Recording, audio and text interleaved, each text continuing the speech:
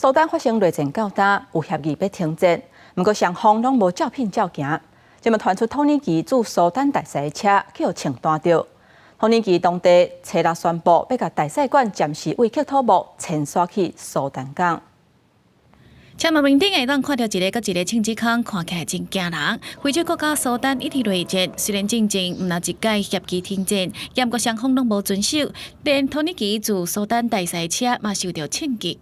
Büyükelçimiz İsmail Çobanoğlu hem orduyla hem de hızlı destek kuvvetleriyle öncesinde görüştüler. Hatta oraya gidinceye kadar yardım da ettiler fakat sokağa girince ateş açılmış. Burada tabii bizim özel kuvvetlerimiz de var.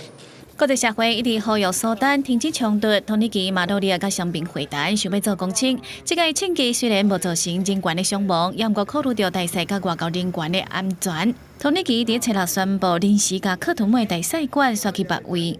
Ordunun geçiş hükümetinin de tavsiyesiyle büyükelçiliğimizi geçici olarak Port Sudan'a taşıma kararı aldık. 伫咧讲一讲，甲苏丹交战的双方，苏丹武装部队甲 RSF 快速支援部队嘛，伫沙特阿拉伯城市吉达展开会谈，双方拢表示会派代表团出席，也毋过嘛声明只会讨论人道休战协议，未讲到任何停战的谈判。联合国难民署除了呼吁各国继续开放边境，互难民避难，莫甲难民遣送转去。联合国秘书长副发言人哈克嘛表示，若是无停战，根据世界粮食计划署预估，未来3个月到6个月。 全球严重的粮食不安人口总数会达到1900万人。国际新闻台是同朋友。